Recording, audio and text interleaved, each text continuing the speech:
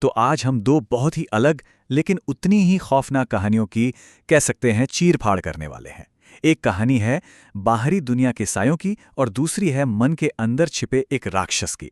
हम ये देखेंगे कि आखिर डर पैदा होता कैसे है और धीरे-धीरे वो हमारी रूह पर कब्जा कैसे कर लेता है। तो चलिए इन अंधेरी दुनियाओं में एक साथ उतरते हैं। तो देखिए, हमारे सामने दो बिल्कुल अलग तरह के डर हैं। एक तरफ है एक पारंपरिक भुताहा कहानी, मतलब जहां बुरी आत्माओं का साया है एक पुराना डर, और दूसरी तरफ एक बिल्कुल मॉडर्न कहानी जहां डर कहीं बाहर से नहीं आता बल्कि इंसान के अपने अंदर से ही पैदा होता है। खंड एक, दो दुनियाएं, एक अंधेरा। देखिए, कोई भी अच्छी डरावनी कहानी ना एक शांत और सामान्य दुनिया से ही शुरू होती है। क्योंकि सोचिए, डर सबसे ज्यादा तभी तो लगता है जब वो हमारी रोजमर्रा की जिंदगी में सेंध लगाता है। तो चलिए, खौफ के दस्तक देने से ठीक पहले जानते हैं कि हमारे दोनों किरदारों की दुनिया आखिर थी कैसी। तो हमारे दो नायक हैं। एक तरफ है अमित, उत्तर प्रदेश की एक फैक्ट्री में काम करने वाला एक बिल्कुल सीधा साधा मजदूर, और दूसरी तरफ है समीर, एक बहुत ही शानदार सर्जन जो अपनी प्रतिभा का इस्तेमाल कह सकते हैं कुछ गुप्त और खतरनाक प्रयोगों के लिए करता है। इन दोनों की दुनियाएं एकदम अलग हैं और यही बात तय करेगी कि उन्हें किस तरह के खौफ का सामना करना पड़ेगा।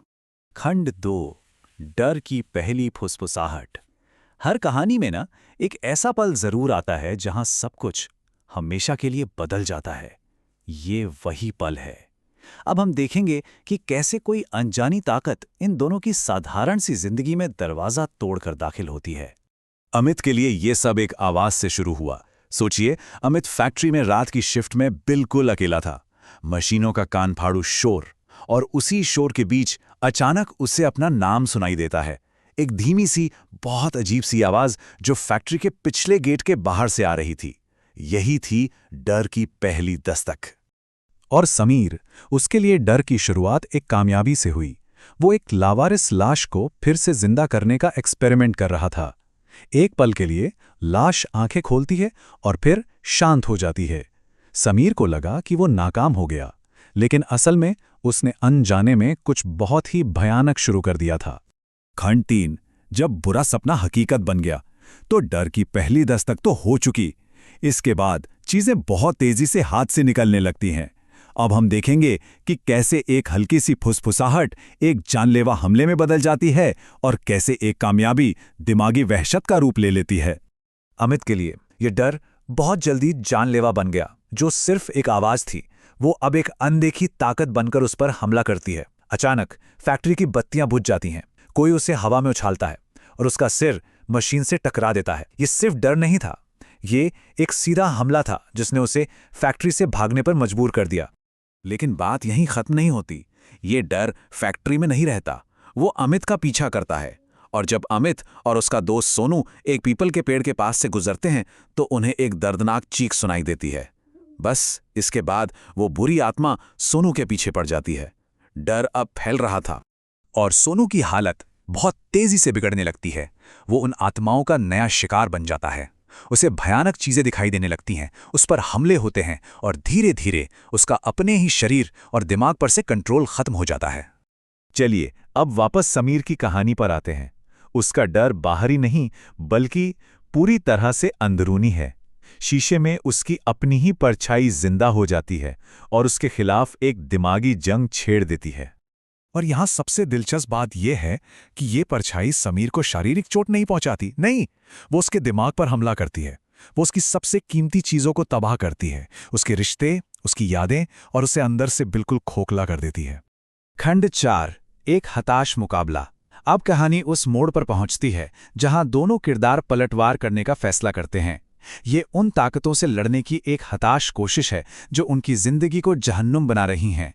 दोनों ही कहानियों में हमारे हीरो एक ऐसे पॉइंट पर पहुंचते हैं जहां बस अब और बर्दाश्त नहीं होता। वो सीधे अपने डर की जड़ का सामना करने का फैसला करते हैं, इस उम्मीद में कि शायद वो इस बुरे सपने को खत्म कर देंगे। लेकिन दोनों ही मामलों में पलटवार करने की ये कोशिश बहुत ही भयानक रूप से फेल हो जाती है। तांत्रिक का अनुष्ठान आत्माओं को शांत करने के बजाय उन्हें और भड़का देता है, और समीर का आईना तोड़ना उसकी परछाई को कैद करने के बजाय उससे आज़ाद कर देता है। उनके ये कदम डर को खत्म नहीं करते बल्कि उसे हमेशा के लिए और पक्का कर देते हैं। खंड 5, अंत में फंसे हुए। तो अब देखते हैं कि इन किरदारों का अंजाम क्या होता है, क्योंकि याद रखिए, एक डरावनी कहानी का अंत हमेशा मौत नहीं होता, कभी कभी वो उससे भी बदतर होता है। अमित की कहानी का अंत एक क्लासिक बदला लेने वाली भूतों की कहानी जैसा है। पता चलता है कि फैक्ट्री के नीचे एक बहुत काला राज दफन है। सोनू की मौत उन आत्माओं के बदले का ही एक हिस्सा थी और वो फैक्ट्री हमेशा के लिए भूताहो हो जाती है। लेकिन समीर का अंत वो कहीं ज्यादा अनोखा और भयानक है। वो मरता नहीं है, नहीं, उसे उसकी ही बनाई चीज एक जिंदा आईने में बदल देती है। वो अपनी परछाई की जिंदगी जीने के लिए मजबूर है, हर उस दर्द को महसूस करता है जो उसकी परछाई महसूस करती है, लेकिन वो न तो जी सकता है और न ही मर सकता। एक अंतहीन सजा। तो आखिर में हम दो बिल्कुल अलग अलग अंजामों पर पहुंचते हैं। एक तरफ है सोनू की कहानी जो हमें हमारे सबसे बुनियादी डर से मिलाती है, अपनी जान खोने का डर, शिकार होने और मारे जाने का डर। लेकिन समीर की कहानी वो एक अलग और शायद ज्यादा गहरे डर को छूती है, खुद को खोने का डर, अपनी पहचान, अपनी जिंदगी, सब कुछ किसी और के हाथों छिन जाने का डर। तो सवाल यही उठता है कि असली खौफ क्या है, अपनी जान खो देना या अपना अस्तित्व ही खो देना, एक हिंसक मौत का सामना करना, या फिर हमेशा के लिए एक ऐसी कैद में फंस जाना जहां आप ही नहीं रहते। ये कहानियां साफ बताती हैं कि डर के कई चेहरे होते हैं और सबसे डरावना चेहरा अक्सर वही होता है जो हमें आईने में घूरता है।